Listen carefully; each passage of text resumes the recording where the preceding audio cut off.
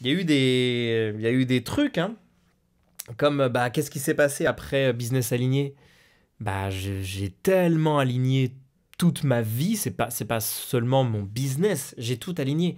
Tout est dans un alignement. Je sais dire non, je sais dire oui, je sais quand quelque chose est bon pour moi et m'apporte de belles choses, est aligné à ce que je veux faire, à ce que je veux mettre en place, à mon rêve, à mes objectifs courts ou lointains, peu importe. Tout est aligné. Et c'est une puissance phénoménale, the funk phenomena, the dream phenomena. Donc c'est comme là, bah regardez, tout simplement.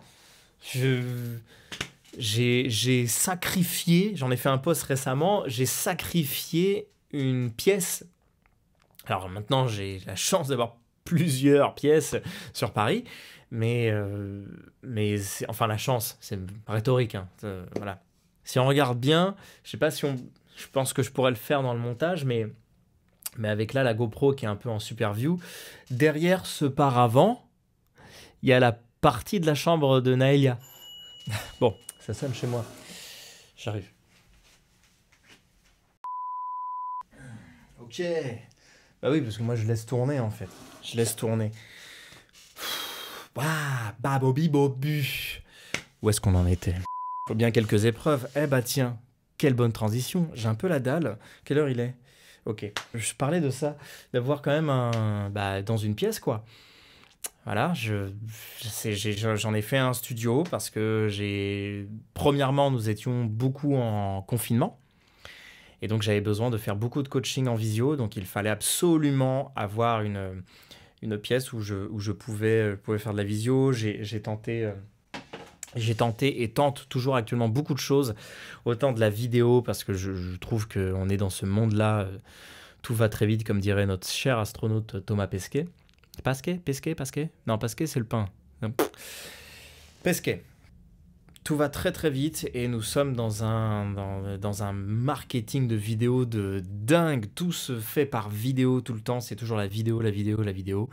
Donc, par tous les moyens possibles, je peux faire. Voilà. Vous savez quoi? Les critiques m'ont beaucoup aidé. Parce que c'est des choses qui nous freinent beaucoup, qui peut pas mal nous tabasser un peu. Parce qu'on m'a énormément critiqué, évidemment. Je faisais des choses nouvelles, donc vous imaginez bien. Et pire que ça, je vends quelque chose qui apporte du changement. Parce que c'est le principe même du coaching, c'est d'accompagner une personne à changer des choses. C'est de l'accompagnement au changement pour l'atteinte d'objectifs. Mais selon moi, alors c'est vraiment un avis très personnel, mais c'est de ma propre expérience et de ce que j'ai pu observer. Pour moi, il y a au moins 80% de la population qui ne veut pas changer, qui veut paraître. Il y a plein de gens qui veulent de l'argent, qui veulent être riches, etc., mais préfèrent juste paraître riches plutôt que de l'être réellement. Parce que quand on pose de simples questions, bah cool, mais tu veux gagner de l'argent avec quoi exactement? Mon but est d'apporter des solutions. Qu'elles te plaisent ou qu'elles te plaisent pas, c'est une solution quoi qu'il arrive. C'est une solution parce que tout ce que je vais mentionner, tout ce que je vais écrire ou balancer comme programme ou comme accompagnement ou autre, hein, d'ailleurs, je suis vraiment enclin, je ne sais pas, prêt en tout cas à passer par tous les chemins possibles pour avancer, que ça soit autant dans l'événementiel, que ça soit dans des rencontres, voilà, je ne sais pas, dans de l'investissement ou autre. Je ne sais pas du tout. Et d'ailleurs, si l'un d'entre vous, l'une d'entre vous veut me proposer quelque chose, mais allez-y, c'est avec grand, grand plaisir. Vraiment. Je me lance depuis très peu un peu dans le monde des affaires, etc., qui est un monde très, très intéressant. Autant avec des CE, avec des banques, etc. C'est vraiment top. Il y a des gens qui sont très ouverts et des entreprises qui sont très ouverts à travailler avec beaucoup de monde. Donc n'hésitez pas si vous avez des collaborations, que ça soit autant dans l'événementiel. N'oubliez pas que je suis un artiste de scène de base. Donc tout ce qui est scénique, c'est dans mes capacités. Ok. Donc voilà. Donc dans une pièce, voilà, il a fallu que je donne tout et je donne toujours tout encore actuellement. Parlons d'épreuves. J'ai fait un clin d'œil à moi-même, hein, je tiens à le dire. Quel ego incroyable. Je me suis vu dans l'ordi, je me suis fait un clin d'œil. Hey, beau gosse. N'importe quoi. Parlons des épreuves, s'il vous plaît. Oh là là, des épreuves incroyables. Alors, je suis passé par tellement de choses. Alors, j'ai déjà parlé des critiques que j'ai reçues. Et c'est ce que je m'apprêtais à dire. Les critiques m'ont beaucoup aidé. Parfois, elles m'achevaient, mais je, je deviens pro dans savoir se relever et se réinventer. À force, c'est ok, j'ai toujours risqué à faire des choses différentes. Donc bon, j'ai pas plus de soucis que ça sur les critiques. Au contraire, d'ailleurs, pour moi, j'enseigne un petit quelque chose par rapport à un cheminement qui, pour moi, le cheminement d'une personne qui veut rester pauvre et le cheminement d'une personne qui veut rester riche est complètement différent. Voilà. Et dans celui de la personne qui veut rester pauvre, bah, le cheminement est de critiquer avant d'avoir peur, etc. Bref, la deuxième étape en tout cas est de critiquer. Donc quand vous savez que quelqu'un vous critique, bon, si la critique n'est pas fondée sur les 3 points importants qui est de voir la source, de vérifier la source, de voir si ça vous paraît logique et si au final ça vous paraît plutôt évident pour vous et vos propres valeurs. Si ça ne va pas dans ces 3 choses, c'est que c'est une critique qui ne vous avance à rien, c'est juste une personne qui n'accepte pas qu'il y ait du changement autour d'elle. Bref. Donc oui, j'apporte beaucoup de changements. Déjà, le fait d'être père. Alors ça... Waouh! D'être entrepreneur. D'être artiste sur des choses plutôt différentes, avoir commencé avec la danse, essayer tant bien que mal de faire plein de choses avec, de monter une école en association, d'être chorégraphe par-ci, par-là, etc. D'être évidemment professeur, c'est ce que j'ai le plus fait dans ma vie, d'avoir des formes de pédagogie très différentes avec tout un tas de publics différents, autant dans la danse que dans le mouvement, que dans la musique aussi. Je faisais beaucoup d'enseignements sur la musique, sur comment on écoutait certains sons, etc. D'où ça provenait, de l'histoire de la musique, l'histoire de la danse également, d'une manière très légère évidemment. Et puis DJ. Et je suis devenu DJ quasi en même temps qu'être devenu entrepreneur. Donc forcément, voilà, c'est normal que je sois mené à être critiqué parce que voilà, je fais des choses toujours très différentes à chaque fois. Je prends un maximum de courage pour me surpasser, pour continuer et pour aller jusqu'au bout des choses. Voilà, quand j'ai voulu être DJ, on s'est foutu de moi au départ. Puis après, on trouvait ça dangereux, évidemment. Tu vois, le principe d'une révolution. Et puis après, on a trouvé ça évident. Aujourd'hui, on trouve ça évident que je mixe toujours en soirée. Et puis, oh, oui, alors tu mixes où? Alors qu'au départ, il y a 4 ans de ça, on se foutait de ma gueule. Mais voilà, c'est le principe de plein de choses. C'est toujours comme ça. Comme pour le coaching. On s'est foutu de ma gueule au départ, et puis après on a trouvé ça dangereux, oui, tu fais des posts ceci, cela, etc. Et puis aujourd'hui on trouve ça évident. Pour la plupart des gens, maintenant c'est évident, parce que bah voilà, à force j'ai des clients et j'ai des résultats qui sont extrêmement puissants. Mais c'est comme pour tout. De toute façon, une des seules choses qui apporte du succès selon moi, c'est bel et bien la détermination. Au moment où on va jusqu'au bout, quoi qu'il arrive, qu'on n'abandonne jamais, on a obligatoirement du succès. C'est comme ça. Quoi qu'il arrive, peu importe le temps que ça prend, le temps après est en fonction de nous-mêmes, c'est comme nous l'a très bien prouvé Einstein, le temps est propre à nous, parce que le temps égale matière. Donc bon, voilà, pour moi c'est pas une question forcément de temps, ce n'est pas une question d'argent non plus, parce que le temps ce n'est pas de l'argent, le temps c'est de la vie. L'argent c'est un titre de valeur qui qui n'est pas figé, qui change chaque fois. Voilà, comme les prix du marché, c'est des prix qui changent tout le temps. Déjà, les critiques ont été toujours de grosses épreuves, hein, même si c'est quelque chose où j'arrive aisément à me relever, ça reste toujours de grosses épreuves. Mais alors être père, parce que quand est arrivée Naëlia, elle est arrivée en milieu de programme pendant que j'étais encore en business aligné, donc je commençais à être formé être coaché surtout par l'alignement de mon business et la mise en place de tout ça.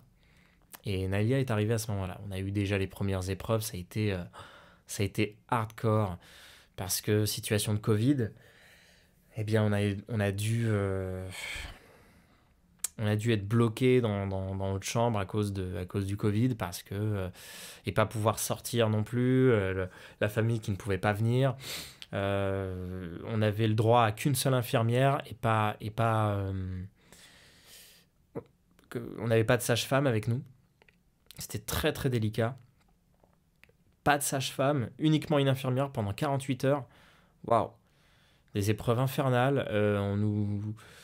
On nous conseillait très très mal, alors qu'on était jeunes parents, on avait besoin justement d'être soutenus et puis de nous montrer certaines choses. Voilà, alors je veux bien, on apprend beaucoup de choses par nous-mêmes, mais on n'est pas des hommes des cavernes. On a besoin, on est quand même dans un monde où on est énormément assisté, donc bon, forcément, c'est un peu délicat. Je félicite ceux qui arrivent à vivre dans la nature ou à se débrouiller vraiment par eux-mêmes, mais nous, on n'est pas éduqués à vivre par nous-mêmes. On est éduqués à être dépendants des choses. C'est comme pour manger. Voilà, s'il n'existait pas Carrefour ou Auchan, je vous garantis, ou Uber Eats, enfin, je pense que j'aurais beaucoup de mal. Voilà, moi-même étant un carnivore très lâche, je mange de la viande, mais je suis incapable de tuer un animal. J'ai déjà du mal à tuer une mouche, alors imaginez. Les épreuves ont été très hardcore parce que plus elles grandissaient, plus on croisait d'autres épreuves, les plus difficiles les unes que les autres. Je suis arrivé à des dépressions. J'en ai fait des dépressions, qui je rappelle bien, une dépression, ce n'est pas forcément pleurer, ça c'est être malheureux. Une dépression, c'est d'être sans pression, justement, de dire stop à tout, et d'arrêter toute émotion, d'être dans du rien. Et ça, c'est une dépression, et c'est très grave. Donc j'ai eu toute une semaine en dépression. J'ai eu beaucoup de colère également, beaucoup de tristesse. Ça a été très très difficile pour moi. J'ai dû pendant 3 mois ne pas faire avancer mon entreprise, ne pas faire avancer mon business, mes programmes coach, mes ventes. Je n'avançais en rien, sur rien du tout, pendant 3 mois. C'est très long, 3 mois pour l'entrepreneuriat. Autant quand on choisit le salariat, ce qui est très bien, ça nous met dans une sécurité monstrueuse. Hein. Mais alors, l'entrepreneuriat, être en entreprise, c'est une énorme forme de liberté, c'est top. Et tu es tellement libre que tu es libre aussi de te démerder. C'est le jeu, ça va avec. Donc moi, ça allait parce que je me suis suffisamment débrouillé pour que je puisse payer mon loyer et que voilà. Mais comme je l'ai dit précédemment, c'était très très difficile d'être père au foyer pour le businessman en moi qui commençait un peu à éclore. Il était tout nouveau chez moi. L'entrepreneur en moi qui waouh. Alors lui, il était déjà bien évolué depuis quelques années maintenant, mais c'était difficile. C'est difficile pour lui de se dire, putain, j'ai envie d'aider plein de gens, j'ai envie de parler avec plein de monde, j'ai envie d'offrir des solutions à plein de monde. Et puis merde, je peux pas en fait. J'en avais marre d'être seul en entrepreneuriat. Et même dans l'entrepreneuriat, je parle pas seulement que d'un statut, parce que ça faisait un bon moment que j'avais le cœur d'un entrepreneur. Je n'avais pas forcément de statut à l'époque, avant 2016. Mais waouh, c'était, c'était chaud.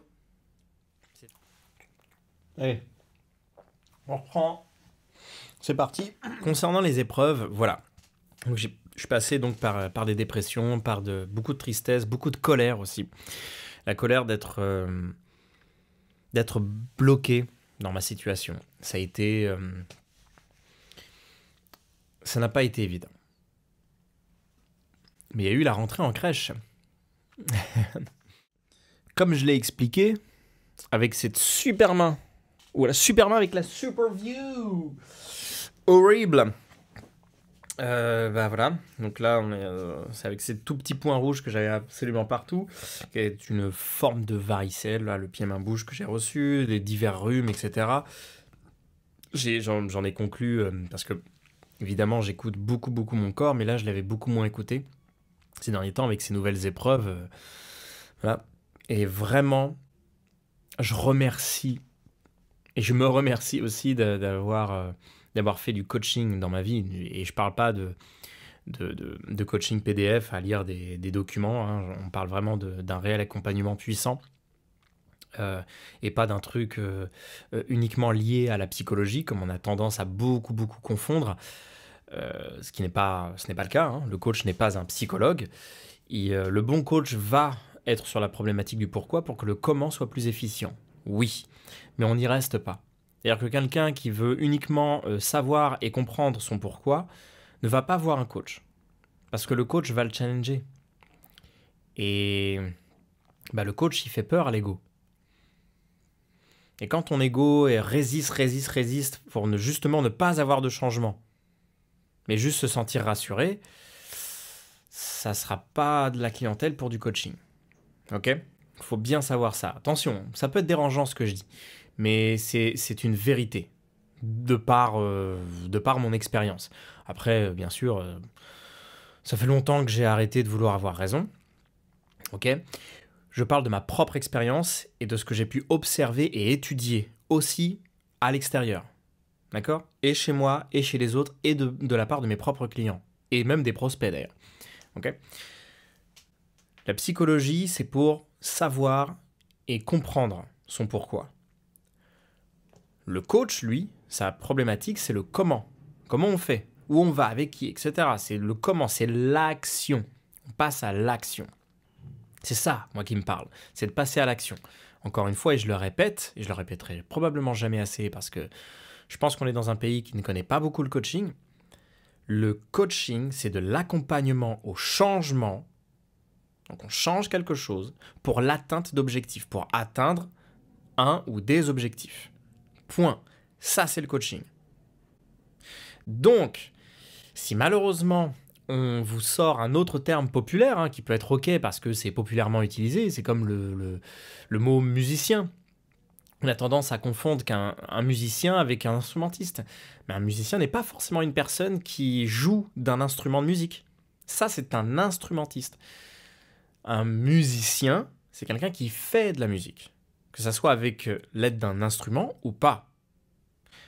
Michael Jackson était un musicien. Il créait sa propre musique, mais il ne jouait pas d'instrument. Voilà, c'est le même principe. Voilà, il y a des termes populaires qu'on utilise comme ouais, moi je suis coach sportif. Mais bon, si tu es sur une estrade et que tu es là à faire de l'animation, c'est pas du coaching. Ça a dérangé.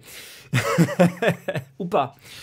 Ok, mais c'est pas ça le coaching. Voilà, proprement dit, le coaching, c'est de l'accompagnement au changement pour l'atteinte d'objectifs. Point. On travaille d'égal à égal. Nous ne sommes pas supérieurs. Au moment où tu es sur une estrade, tu es supérieur. Donc tu as le rôle de mentor, de formateur, de professeur, d'enseignant, de ce que tu veux. Le coach peut être ça aussi. Il peut avoir d'autres spécialités qui lui permettent aussi d'embellir son coaching avec d'autres choses. Moi, je le fais. Je le fais dans de l'enseignement. Je peux faire sur des formes de pédagogie, etc., sur des formes de jeu également. Il n'y a aucun souci. Principalement avec la danse, avec le corps aussi. Le corps dans l'espace, oui, ça je vais le faire. Mais ça va être les seuls enseignements que je vais pouvoir faire. Et éventuellement, peut-être des skills d'entrepreneur que j'ai pu apprendre par-ci, par-là, en formation, en séminaire, avec des gens riches et pas que d'argent, mais des gens aussi fortunés avec lesquels j'ai pu travailler, qui eux aussi m'ont instruit sur beaucoup de choses. Bref, voilà. Le coach travaille d'égal à égal. C'est extrêmement important ce que je vous dis là. Le coach travaille d'égal à égal. On n'est pas supérieur à notre client, on n'est pas inférieur non plus, on est juste d'égal à égal et on accompagne. Nous sommes des spécialistes de l'écoute, de l'observation et du ressenti.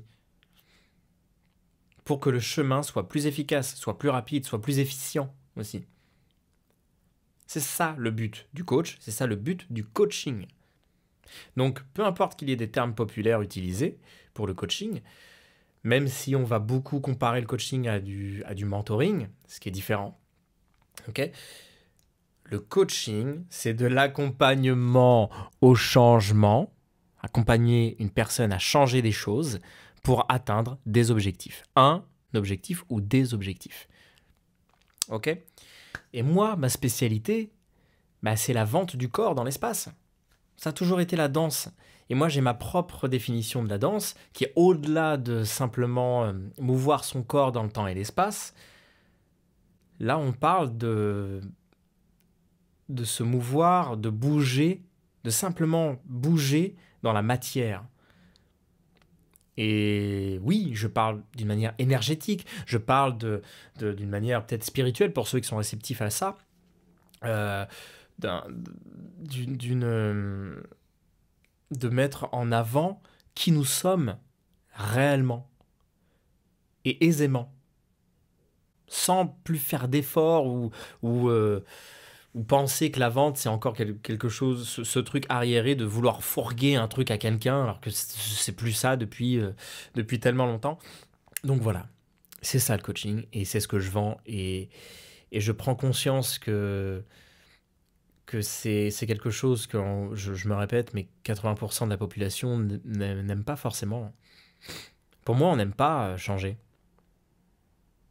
Comme avant dans ma vie, je n'aimais pas changer certaines choses parce que j'en avais peur, parce que j'aimais mon confort, voilà. Et bien sûr que ça m'apportait pas forcément d'avancement ou quoi ou qu'est-ce, mais ça m'apportait la sécurité dont j'avais besoin sur le moment, jusqu'au moment où j'en avais marre. Voilà. Parce que je faisais partie de ces gens avant. J'étais ce type de personne avant à attendre d'en avoir ras-le-bol, d'attendre d'être au pied du mur pour mieux voir le mur, d'être au pied du mur pour enfin avancer dans ma vie. Et je me suis complètement déconditionné de cette connerie. Je ne veux plus attendre d'être à un point critique pour pouvoir enfin changer, d'avoir un choc émotionnel dans ma vie pour pouvoir me dire « Ah tiens, il faut peut-être que je change un peu ». Non, non, non, non. Voilà, je me suis reprogrammé pour arrêter d'attendre ces moments-là et je le fais bien avant. Voilà, ce qui me permet d'avoir une forme d'avance d'ailleurs et puis de continuellement être dans cette évolution. D'ailleurs, l'évolution constante, c'est une de mes plus grandes valeurs. D'ailleurs, c'est une valeur que j'ai pu éveiller grâce justement à du coaching et à mon coach. Donc voilà, ce coaching, quand on fait du coaching, le risque pour moi, un des plus gros risques qu'on a quand on investit dans du coaching puissant, dans du coaching transformationnel, comme je le dis sur mon site, au bout d'un moment, quand beaucoup de choses changent autour de nous et qu'on provoque beaucoup de changements, on ne parle plus de simple changement, mais de transformation. On se transforme, on transforme des choses autour de nous. Comme moi, je me suis transformé. Qui je suis aujourd'hui n'a rien à voir avec qui j'étais il y a 3-4 ans. Et je vous dis ça même ne serait-ce que l'année dernière. Je ne suis déjà plus la même personne que l'an dernier. On est tous un peu comme ça, mais quand c'est à un certain niveau, oui, c'est plus du simple changement, on parle d'un voyage transformationnel. Et ça forme du décalage. Voilà. Faire du coaching offre du décalage. Je m'explique. On va être en décalage avec notre vie d'avant, avec les gens avec lesquels on partage beaucoup de moments, parfois avec notre propre famille. Et ça va être très douloureux. Je pense que c'est une des choses les plus douloureuses qui existent en coaching. Et ce pourquoi les gens vont être nombreux à ne pas investir là-dedans, c'est parce qu'on sait au plus profond de nous. On sait ce que ça peut changer. On est au courant. Ça peut être dans l'inconscient un peu, mais on n'est pas dupe. Je pense pas que l'humain soit con. Je pense qu'on sait, hein. Si on se lance pas quelque part, ou si on va pas voir certaines personnes, ou on va pas faire certaines choses, c'est parce qu'au fond de nous, on sait quel type de changement ça peut apporter dans notre vie. Et du changement drastique. Un changement qui, comme je l'avais déjà expliqué en interview, j'ai dû arrêter d'adresser la parole à ma propre maman pendant 1 mois ou 2, je crois que ça a été ça. Et ça a été après ma formation coaching, il me semble, je crois que c'était ouais, c'était il y a 3 ans. Bah, qu'est-ce que ça a donné au final? Bah, aujourd'hui, le lien qu'il y a avec ma maman est formidable. Il est génial. J'ai un lien avec ma maman où on discute. Toutes nos conversations sont, sont géniales. On discute grave ensemble. Tout se passe super bien. C'est hyper fluide. Tout est cool. Donc parfois, voilà, il est important de savoir faire des choix. Parce qu'on sait exactement quel choix on doit réellement prendre quand on est connecté à notre profondeur, à qui nous sommes, etc. Surtout quand on est accompagné, évidemment. Ça va encore plus vite, mais seul, on peut y arriver aussi, hein. Ça peut mettre peut-être un peu plus de temps, je ne sais pas. Mais c'est ouf. C'est ouf. C'est ouf. Enfin voilà. Donc voilà un peu mon parcours de papa, en quoi ça m'a aidé en fait d'être père, quelles épreuves j'ai pu croiser, hein. Autant les petites maladies, parce que ma fille qui a dû être hospitalisée il n'y a pas très longtemps, parce qu'elle avait chopé le virus par influenza au niveau 1, qu'on a tous chopé également, voilà. Je pense qu'il y a un moment où on est un peu tous malades, là, dans ces mois de septembre-octobre.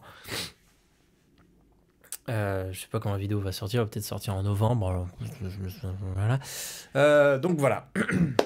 Voilà, je suis profondément fier de moi, d'être papa, d'être entrepreneur, d'être resté entrepreneur, de prendre le choix d'être père à ce moment-là, et d'accepter de l'être, de prendre le choix de continuer ce que je fais, de continuer de changer, de proposer justement cette même force de changement. Une chose importante, et d'ailleurs j'ai eu beaucoup de feedback de mes proches et d'autres personnes. Il est vrai que je lâche jamais l'affaire. Et je trouve que c'est ce qui me réussit le plus.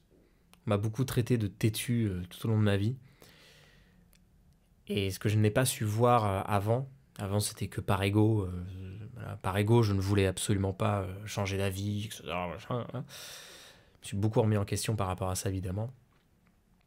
Et aujourd'hui, j'ai compris que je n'étais pas têtu. En tout cas, pour ça, pour le fait d'aller jusqu'au bout de certaines choses, je n'étais pas têtu.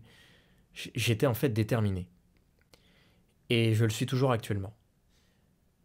Et en plus de ça, j'offre des accompagnements pour que d'autres personnes le soient également.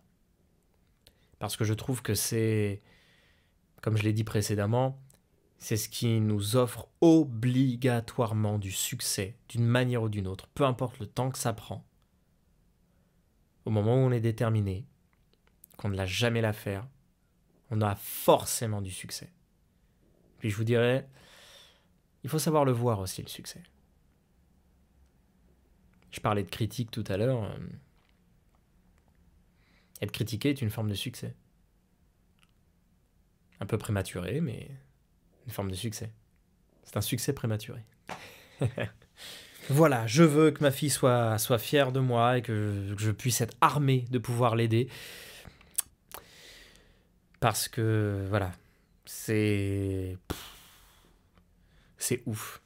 J'adore le coaching pour cette raison. C'est complètement dingue. C'est dingue. Donc je vais continuer de faire ça. Peu importe ce que je fais. Je vais continuer de mixer, je vais continuer de danser peut-être, continuer d'enseigner de la danse. D'ailleurs, j'ai une formation. C'est vraiment une offre qui n'est pas seulement pour un néophyte, mais qui est aussi pour les professionnels. J'offre vraiment toute ma technique, toute ma pédagogie, ma déontologie, jusqu'à la création de sa propre déontologie, de comment je perçois les créations, l'approche d'un public, le fait de monter un spectacle inspirant, d'être charismatique et d'être pas seulement inspiré, mais inspirant dans son travail, dans ce travail d'être danseur, dans ce travail de danse, et dans ce travail scénique, et dans ce travail de chorégraphe. Voilà. Donc je fais une formation sur ça, elle est disponible. Déjà sur mon site, elle est disponible. Vous pouvez aussi, ne serait-ce que me contacter en message privé aussi, ou par mail. J'aime bien converser par mail, mais sinon en message privé évidemment. Voilà. C'est quelque chose que je fais toujours, comme je vous l'ai dit, hein. J'avance de toutes les façons possibles et imaginables. Je suis entrepreneur, donc je suis libre de faire ce que je veux, au final, avec les difficultés qui vont avec. Avant de faire du coaching, quand je voulais lancer quelque chose, j'avais mon ego surdimensionné qui voulait faire en sorte que mon projet, je voulais le lancer seul. Ah, je veux le faire tout seul, comme un grand. Voilà, pour bien me planter comme il faut et ensuite me dire, bon, bah finalement, voilà. Donc je comprends que ça ne puisse ne pas plaire d'être directement accompagné à lancer un projet et aller jusqu'au bout de ça. Close Up qui est une formation au closing.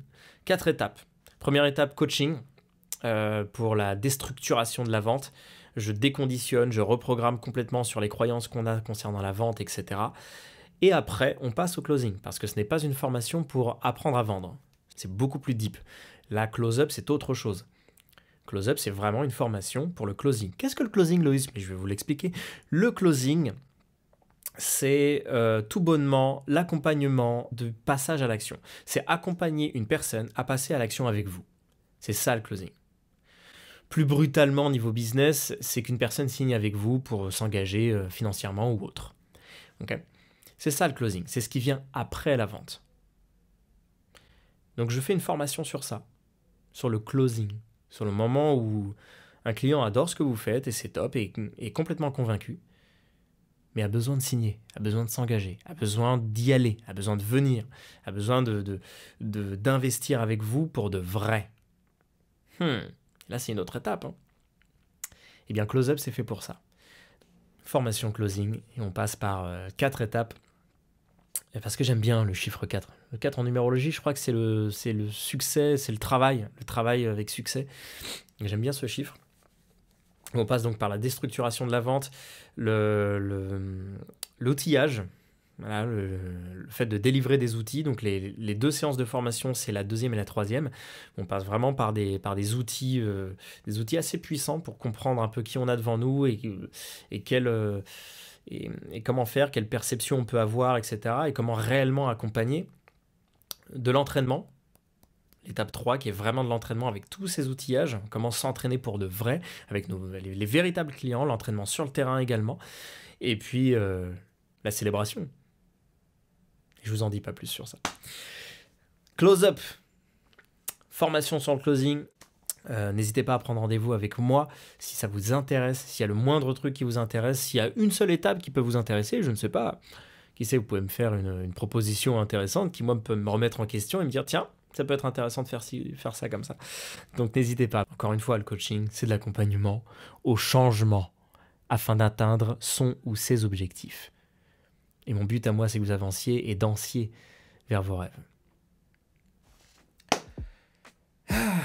Parole de papa entrepreneur. Bisous. C'est bien bisous? C'est bien? Ouais. Enfin, c'est pas vraiment le moment avec le Covid de se faire des bisous. Hug. Ouais, hug, c'est pas... Voilà. Bon. Ciao. Oui, parce que ça s'écrit C-I-A-O. Hein. Qu'est-ce qu'on a? Hein? Qu'est-ce qu'on a? Ah bah, je l'avais éteint. Oh bah, paf, il n'y a plus de café. J'étais là, et puis, bon bah...